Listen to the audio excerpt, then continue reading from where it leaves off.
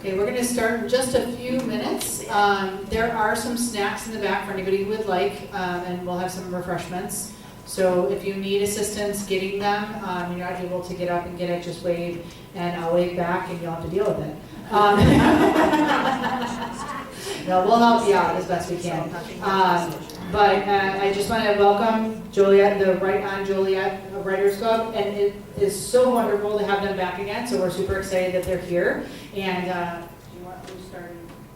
Dwayne is going to be our MC tonight. All right, Dwayne, the MC. Everyone, welcome Dwayne.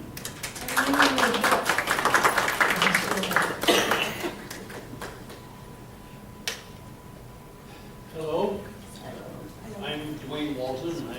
I am a charter member of WriteOn Joliet, which started out as WriteOn Manuka, then we moved to Joliet, so we changed the name. This is our third time reading here at the Timbers, and this is also my second time as MC. I must have done something right last time, because they asked me to do it again. I'm usually over there, behind the camera. I'm also the intrepid videographer for our group. I record all our open mics, our special reading events, and edit them and post them up on YouTube. But tonight I'm out from behind the camera, posting and reading. Stay. So, let's see, we've been around for how long have we? It's been over 10 years, right? February 2012 was the first meeting. February 2012, so we've been at this for quite a while. And we're still going strong. We're coming out with our 8th anthology next month.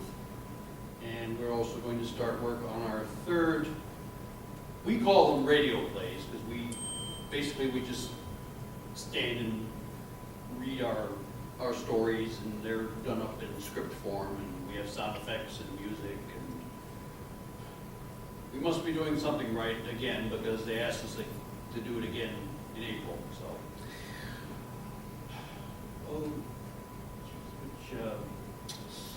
Would anybody like to go first? Any volunteers? Victims? I'll do it. Our fearless leader, Denise Sutherland, will be going first.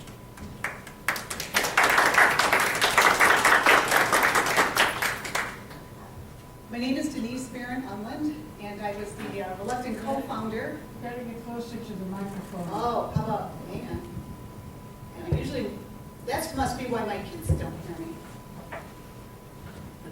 Need a microphone. She said it. How does this work? Can you hear me now? Is that better? How's this? Is that better? You can hear me or no? No? Just hold it if he's here. How's this? Yay! I do have to say, when he mentions the radio play, we got that idea from our very first reading here. Our donor, Steve Supporta, is a member, and he donated the books tonight. He had come in at the end of our first reading here at the Timbers. He had to work late, sat in the back, didn't want to come up. Steve. And he had taken a story and scripted it. And he asked me and another one of our authors to read these parts with him, and it just went over well. It was probably the best, it just was a good way to finish the evening. At any rate, someone who was in attendance and listening came up and said, do you, and there's Steve now. Yay! Someone came up to us and said, you must do this at Bicentennial Park. This is something that should be at Bicentennial Park. And I let that idea roll around in my head just a little bit, and we proposed it to the park director. They liked it. They gave us a try for 1 year, for one night, and then next year they brought us back for 2 nights, and now we will have 3 performances in April. So that idea came from here, from someone at the Timbers who heard us read. So we must have done that fairly well. So I'm going to read an excerpt. Hang on, let me get to the right page.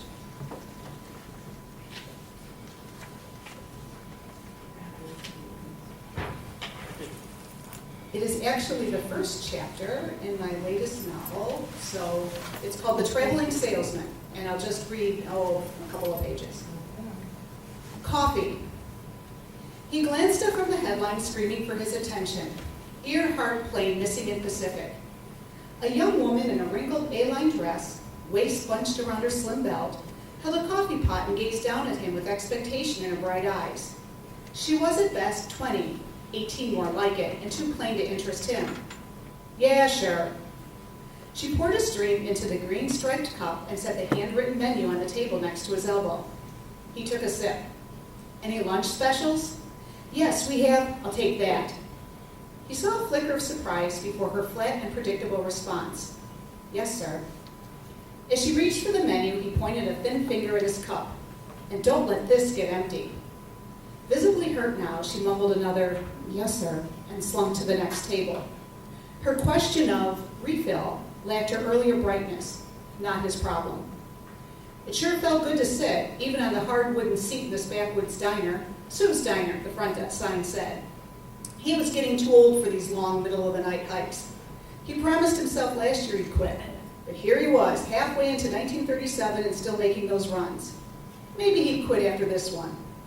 He scowled and took another sip. Coffee wasn't bad, hot even. Who was he kidding? The money was too easy. The air reeked of fried fish, but so what? He was awfully tired of slug burgers. He turned back to the Munsonville Times. He'd just moved past the headline when an old man with a drooping face and gnarled cane tapped up to his table and pulled out a chair. Welcome to my diner, the old man said. But he only narrowed his eyes, took another sip, and then barked, get lost. The older man stiffly eased himself into a chair and smiled a crooked smile. New to these parts? The waitress scurried up to the table and filled both cups. He nodded and took another sip. The old man held out his hand. Name's Sam Barnes. Welcome to my diner. Lenny Callahan. He reluctantly returned the shake. So what brings you here? Just passing through. On business? Lenny took another sip, longer this time. How'd you know? Only reason why folks pass through, if it's not business, it's intentional. Gotcha. Lenny took a large gulp and returned to Earhart. So what's your destination? Lenny turned a page. That's my business. Evansville, maybe? Yeah, that's it. Lenny scanned the words, reading nothing. You're passing through Munsonville to Evansville. Sure. Well, there's only one way to pass through, and that's through Simon's Woods. And there's only two ways to pass through the woods, on foot or on horseback. Lenny glanced up, hoping that Sam might see the ire in his eyes and let him be. But Sam was pointing to the diner's large window with an amused expression. I don't see a horse. In fact, I've never seen a horse in Munsonville. And it's a 10-hour walk to Evansville. He peeked under the wooden table. Those brogues are dusty, but you'd blister your feet if you tried walking half a mile in them. The waitress returned with a tray.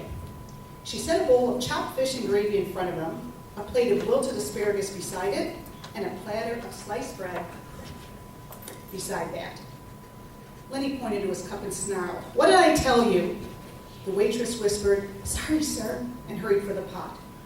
A squawk came from the back of the house and he flipped the topic. A baby? The old man beamed. My baby. My boy, Steve. Lenny tried the fish. Not bad for fish. He tried the asparagus. Not bad for the wild stuff. He generously buttered a slice and took a bite. Now this was good.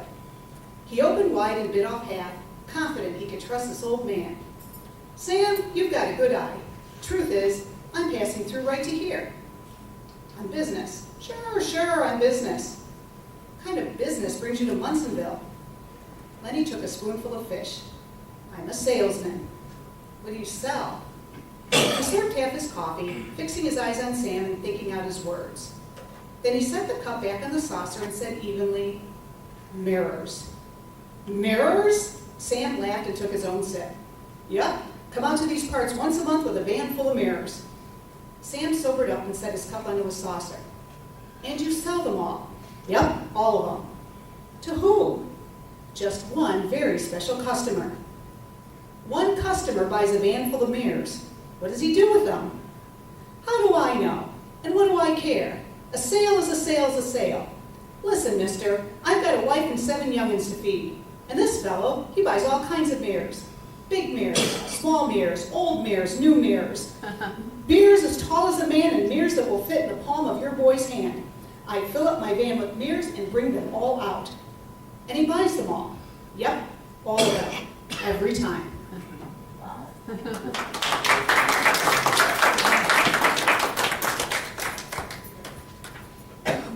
Somebody at some point should read something at Tom's. Good idea.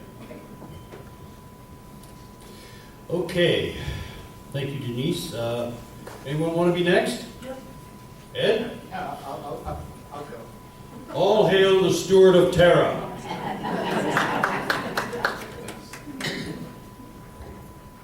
Thank you. You know, Dwayne was amiss when he introduced himself. He's also B-Man! Yeah, superhero. In the anthology you have, I wrote a piece called Deborah's Shoes, but I thought the content was a little too mature. Yeah. Read the room, Ed. So instead I'm going to read an excerpt from my second novel, naturally called The Fifth. Okay, this in this novel, I should introduce myself. I'm more of a character. You heard me being introduced as the Steward of Tara. That is Denise's invention right here. She wrote a trilogy called Byrony, and it was a very, very good trilogy. She's a very good writer, but she's not as good understanding what she wrote.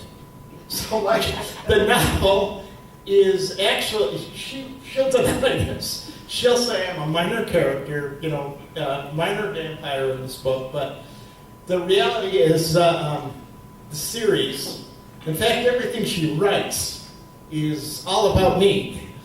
That said, I had to write, I wrote a trilogy myself. The third book is coming out, and basically just to set the record straight on her trilogy. But in this, what I'm going to read to you, I also wrote my wife into this. So I'm going to read the second chapter.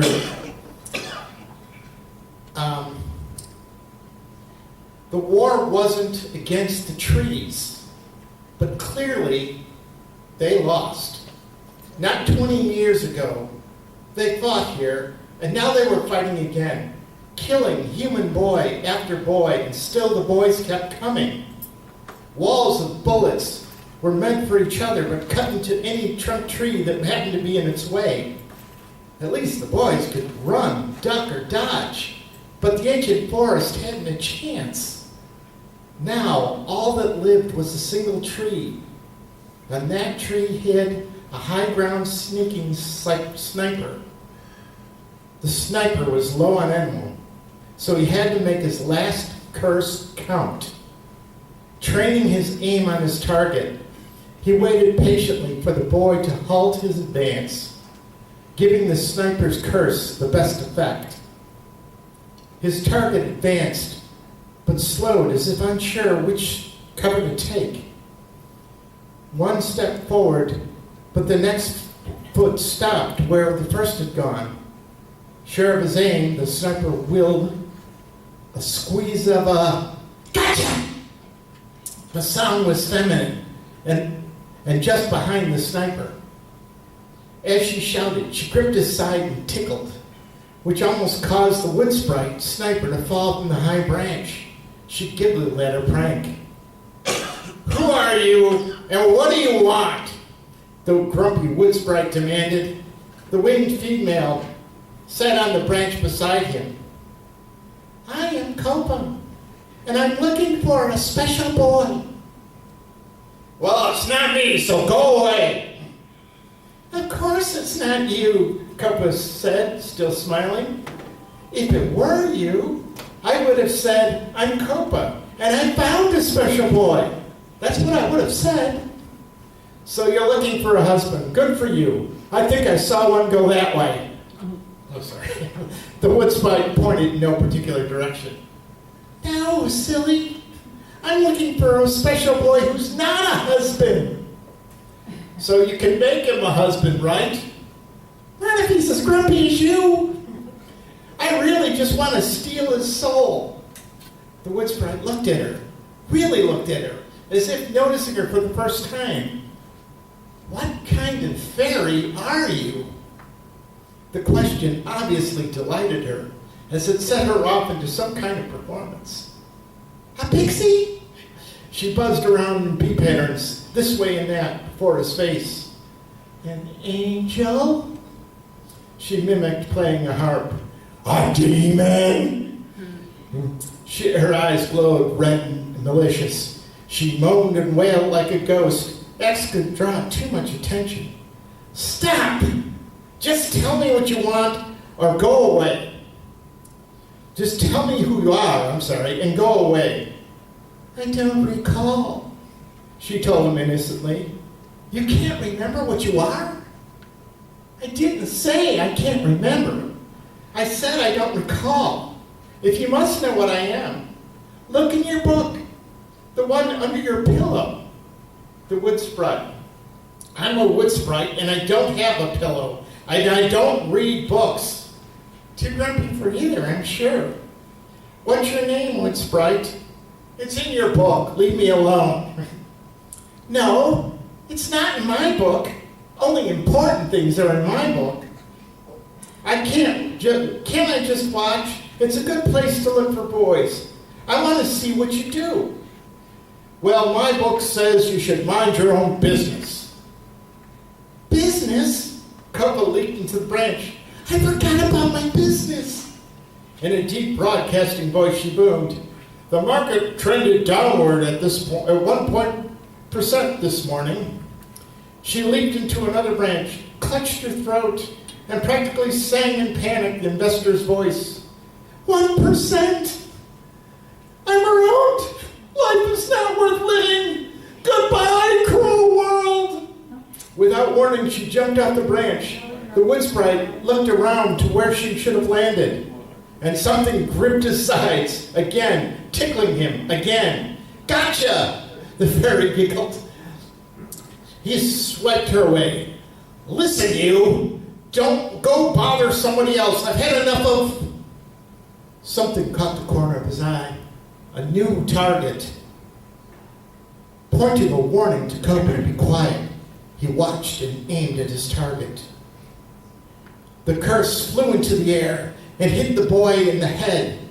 The wood sprite sat back, satisfied, and repeated the curse aloud. Your third child shall be born without a brain. Coco looked shocked. That wasn't very nice. Neither was destroying my forest. Well, I'm going to follow him. Good. But instead, the wood sprite followed her.